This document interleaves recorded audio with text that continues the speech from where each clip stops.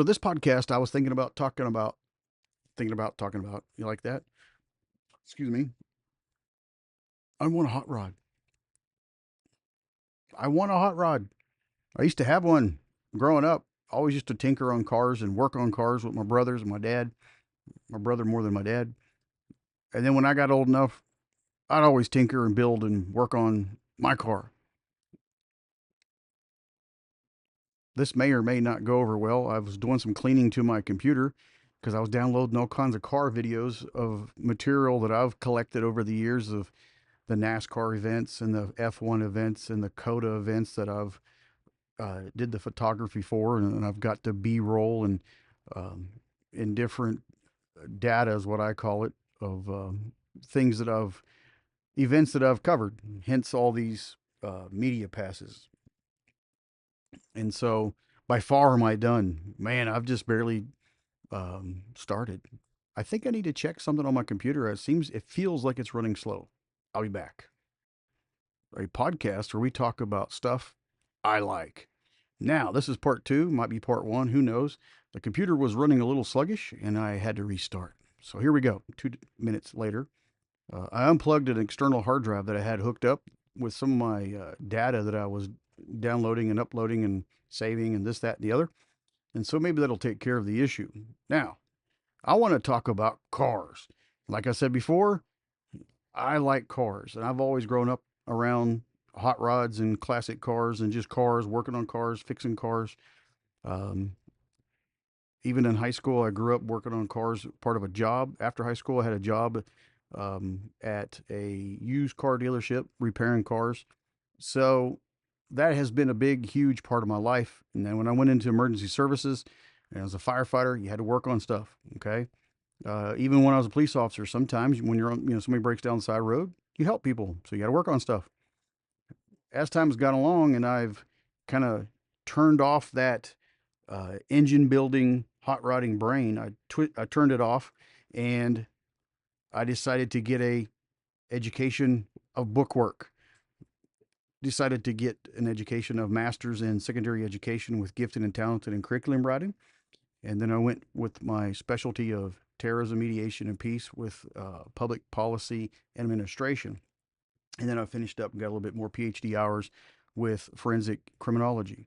And so I've turned off that car building brain of mine, even though I got into still do the photography, but I haven't personally built a car in a long time. And that still in my blood. Okay. Chevy guy usually, but I'm not afraid to touch anything. And throughout my experience as a photographer, videographer, and working at COTA, working along with some of the guys at the track days and things, I've there's some nice, sweet rides out there that I would love to own, but that takes money, and we're going to get there. But right now, what I was looking at was Sick Week down there in Florida. They had with Cleetus and Tom and those guys down there. They had a really awesome week of where they drove their cars, from different tracks and different locations, and then raced them. And that was neat to see. It brought back some of the old days when we would hot rod and go around town and and have some fun and just hang out and just do car stuff. So I've been on the other side of it for a while. We're more of the media guy, going around, collecting all the data and shooting for magazines and um, books and things. And yeah, so it's been awesome. But I don't know if my body will hold up to it, but I've got to get around more car stuff because that just there's an itch that needs to be scratched on that. So yeah, all right. So I'm going to talk about some of the cars that I've had throughout the years and show you that I have had my share, not enough of it, but I've had a taste. Okay. There's my 71 Chevelle with me driving it. Had a 350 4-bolt main in it. Um, had a 4 barrel on it. Had a Rochester. But 350 transmission, if I have it correct. That thing would haul butt pretty good. We'll tell more stories about that later. But yeah, um, I have a couple other videos where I talked about cars. Here's another picture of it. And that gentleman in the background, you can't really see him back there with that van. That's Ronnie, and he taught me some things throughout the years when I lived right there in Waxahachie. So let's see if I have another car shot of this thing. Here's the back end of it a little bit. So yeah, and here is Ronnie West. This is his ride, the old Vegas station wagon. He has a 72 Vegas station wagon with the 283 in it with the 327, what do you call it, crank and rods, I believe. I don't remember everything. Let's get to the point here. Let's see if I can get you this engine shot. So yeah, and he would just putt around in it, just da-dum, da-dum, da-dum, da-dum, da-dum. His son took me for a ride one time when we were fixing to go to the drag races, and yeah, buddy.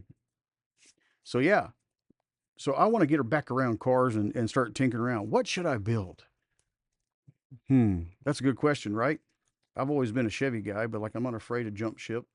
Um, I tell you what, those LS engines are sure turning out some power, and it would be nice to feel some of that. Now, in the past, I've had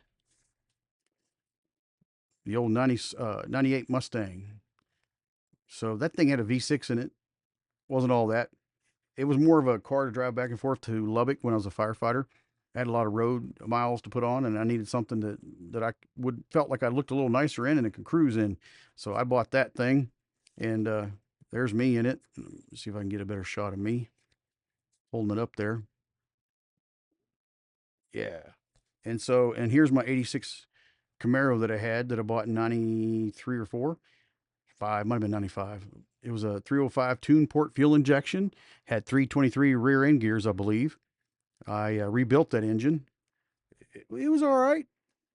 I told the story the other day. I'll see if I can find that instead of replaying it. I'll just tap it to this video. But I worked with Scoggins and Dickies out of Lubbock to buy the parts for that and to fix it up. And it had a little bit of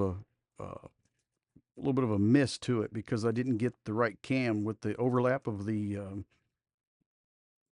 lobes was a little bit too close, and the computer did not like it.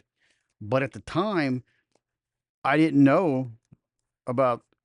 At that time, I didn't know you can. Well, let's see, that was 93. I wasn't into hacking computers yet that way on that car.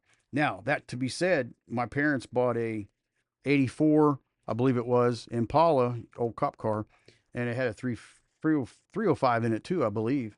And that thing would not run very good. And wherever I read in a magazine or a book, I'm not sure. I don't remember where I got it from. I was before I was 16, but I found out that you could take a paperclip, short out the computer, and that car would haul ass.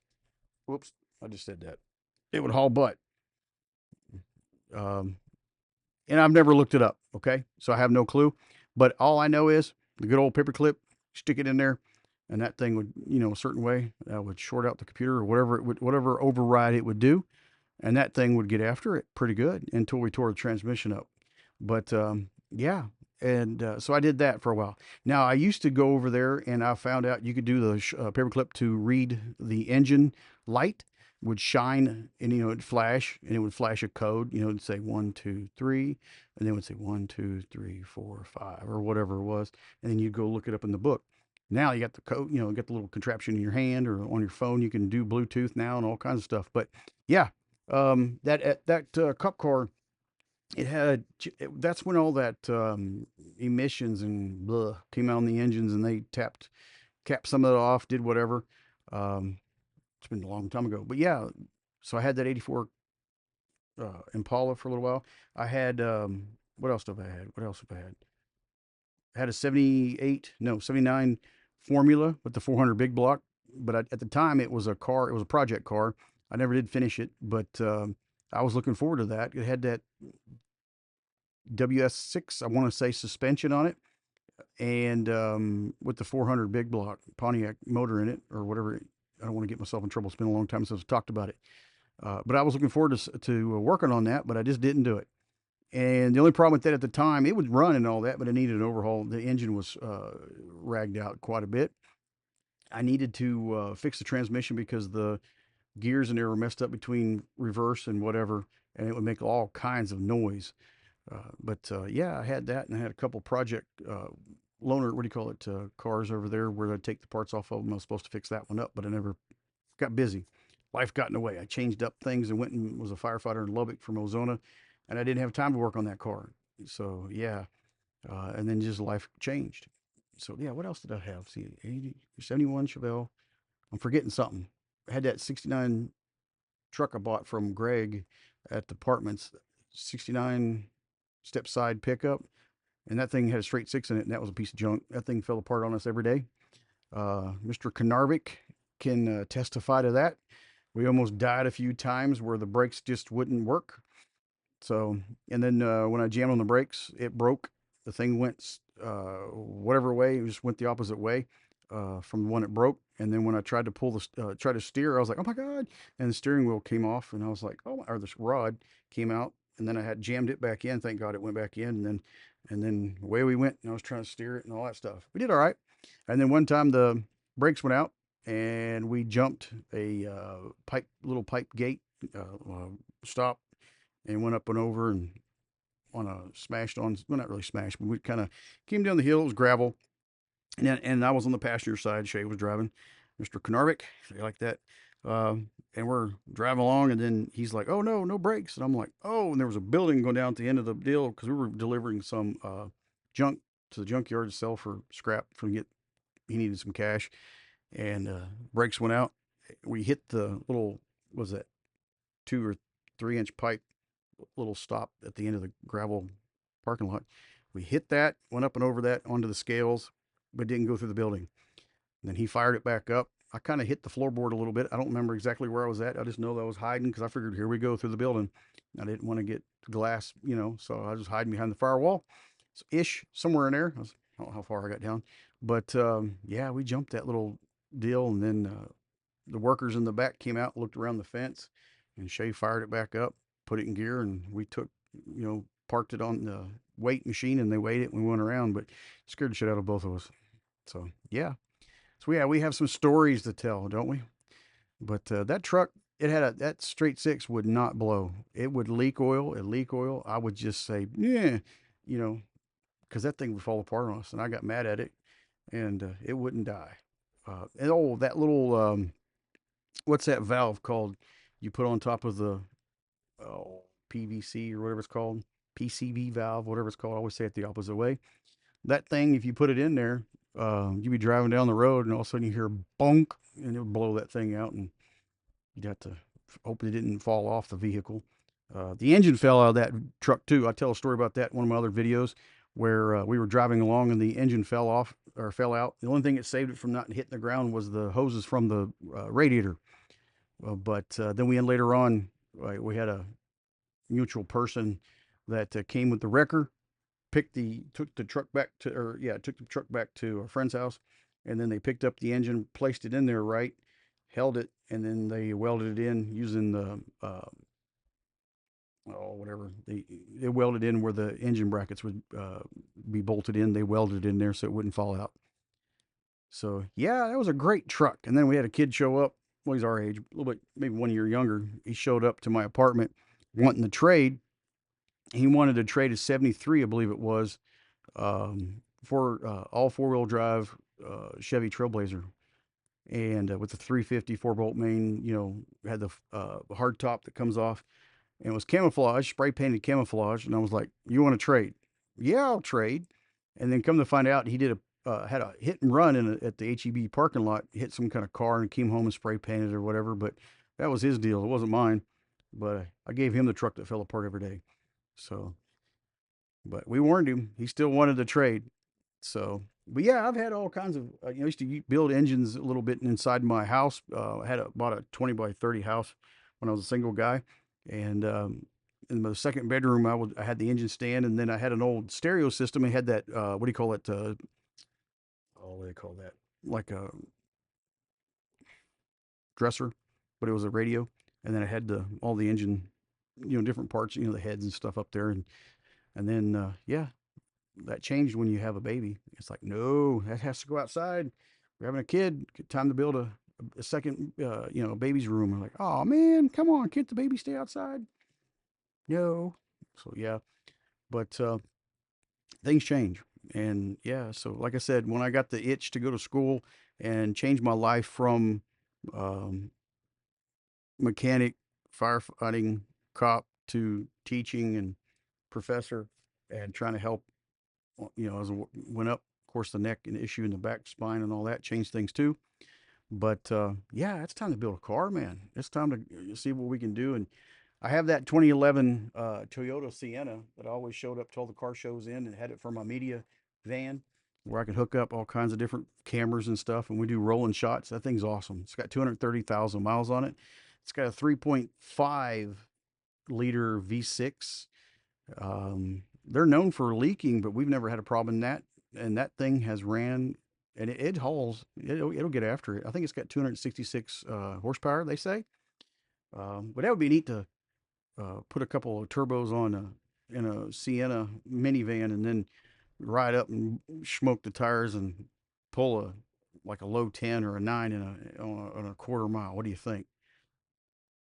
All right. Let me know what you think. Morrows Photos. Let's have some fun.